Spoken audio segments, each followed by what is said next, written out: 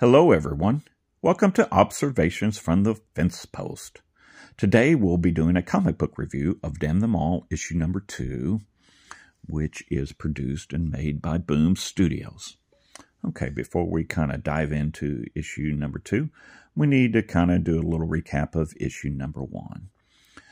Overall, the series appears to be about the occult and some gangsters typical gangster type story, but with an occult angle.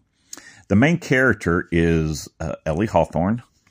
This is her on the cover of issue number 1. And Ellie Hawthorne is an expert in the occult, and she was trained by her uncle Alfie, who was also an expert in the occult. Both Uncle Alfie and Ellie Hawthorne will do jobs for a Mr. Frankie Wax, who is part of a gangster organization.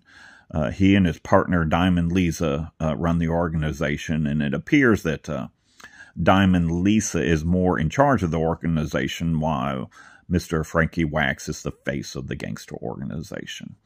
So anyway, like I said before, Ellie and Alfie, they do some jobs as needed for this gangster family.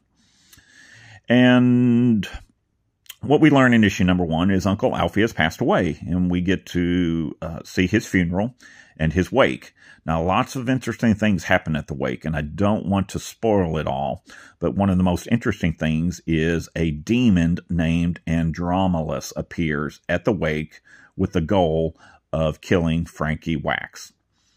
So again, don't want to go into full spoilers on that because I do highly recommend you read issue 1, particularly after reading issue 2.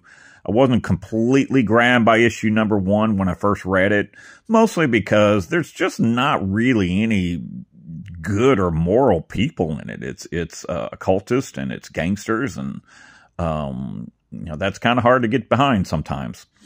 So anyway, what we learn in issue number 1 is that demons are being summoned far too easily than they should be.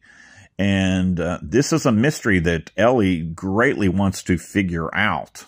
Okay. And so another character we meet in the issue was a lady named Detective Dora LaFawn. Now, this is Miss Dora LaFawn on the cover of issue number 2. And we get to learn a whole lot more about her story and how she got involved in the situation.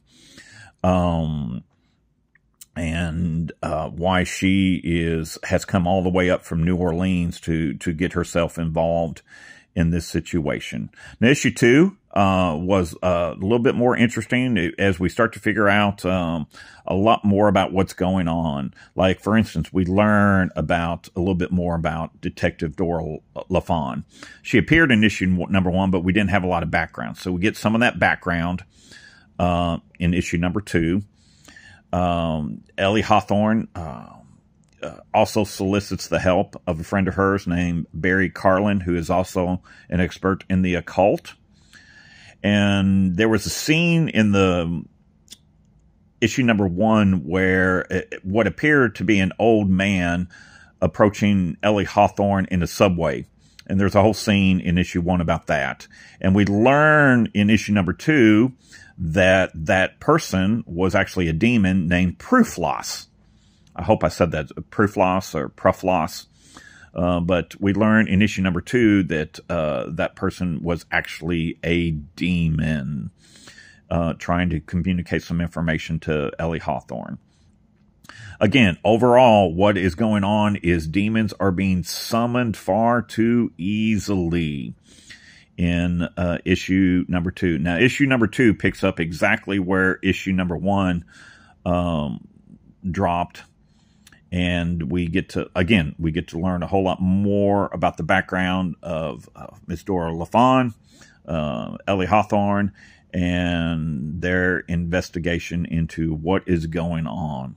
Issue 2 does leave us on another cliffhanger. We get a couple of characters we have not been introduced to at the end, and it looks like something greater is really going on here. So, I did enjoy issue 2 a lot more than I did issue number 1.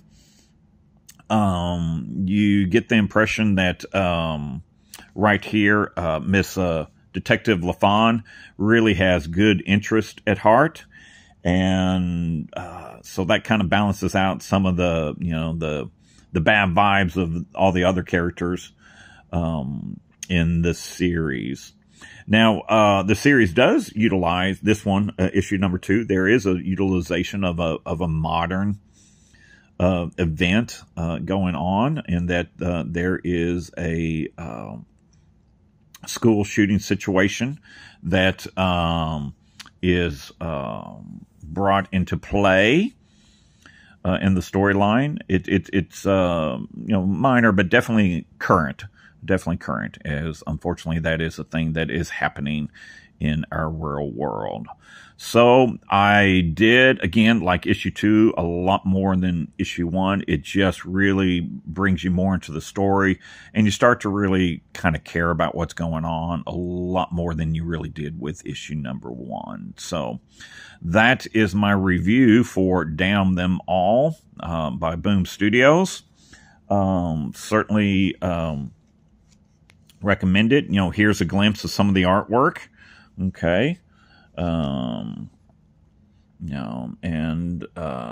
There we go. So thank you very much for joining me. I look forward to talking comics with all you folks in the future.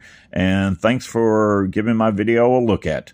Remember, always keep it between the ditches. Okay. Peace.